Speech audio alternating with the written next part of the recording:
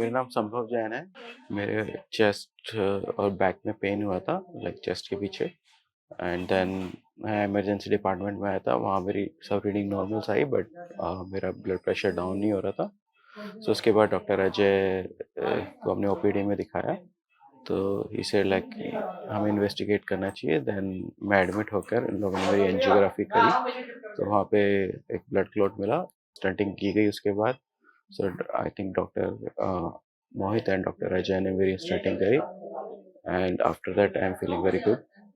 यहाँ पे जो नर्सिंग स्टाफ है वो भी सब काफ़ी अच्छा है। I really thank to all of the staff and doctors for the services. मैं डॉक्टर अजय मित्तल कैलाश दीपक हॉस्पिटल के कार्डियोलॉजी डिपार्टमेंट में as a HOD and director of cardiology कार्यरत हूँ।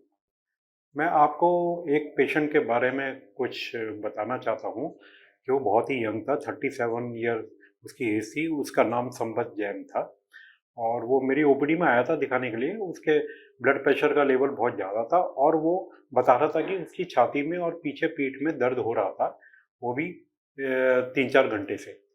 तो मेरे को देखने के बाद, हिस्ट्री लेने के बाद, एग्जामिनेशन के बाद लगा हार्ट अटैक की अर्ली स्टेज के अंदर आया हुआ है। तो मैंने उसका तुरंत ईसीजी कराया। ईसीजी में डाउटफुल उसमें हार्ट अटैक के चेंजेस आ रहे थे। फिर मैंने उसका ईको कराया। ईको में कंफर्म्ड हो गया कि उसको हार्ट अटैक हुआ है। तो मैंने तुरंत उसको फर्स्ट एड वाली मेडिसिन दिलवाई और उसको कहा कि एडमिट हो जाओ और तुरंत हमें एंजियोग्राफी करनी पड़ेगी, जिससे हमें क्लियरली पता लग जाए कि ब्लॉकेज कहाँ है। तो वो सब लोग एकदम मान गए और बिना डिले करे हुए उसको हमने एडमिट करा और तुरंत हमने एंजियोग्राफी करी। और एंजियोग्राफी में हमें पता लगा उसकी एक नस में काफ़ी क्रिटिकल ब्लॉकेज था जो प्रॉब्लम कर रहा था उसके लिए। तो हमने तुरंत ही उसको, जो ट्रीटमेंट ऑफ चॉइस होता है हमारे पास, उसकी एंजियोप्लास्टी करी और उसमें एक स्टेंट डाल दिया और वो नस को पूरा खोल दिया।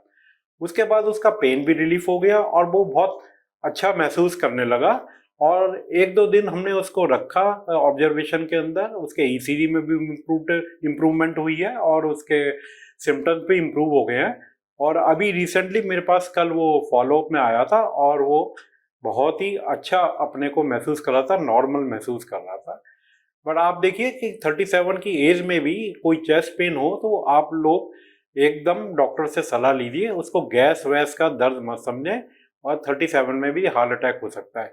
वो तो अपने विशेषज्ञ डॉक्टर को दिखाइए, वो ही बता सकता है कि ये गैस का दर्द है या हार्ट अटैक का। और बहुत सारी चीज़ें हैं कि 37 में क्यों इतने हार्ट अटैक हो रहे हैं। यंग पेशेंट हमारे पास आप लोगों ने भी देखा होगा।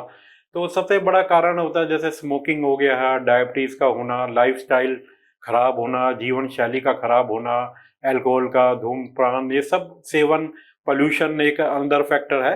ये सब चीज़ें, लिपिड, ब्लड के अंदर चर्बी का बढ़ा होना, और ये सब चीज़ें हमें उस को ध्यान रखना पड़ेगा। और पेशेंट को भी ध्यान रखना पड़ेगा कि जीवन शैली, रेगुलर एक्सरसाइज करे, धूम्रपान ना करे, अल्कोहल ना ले और नियमित नींद का सेवन करे।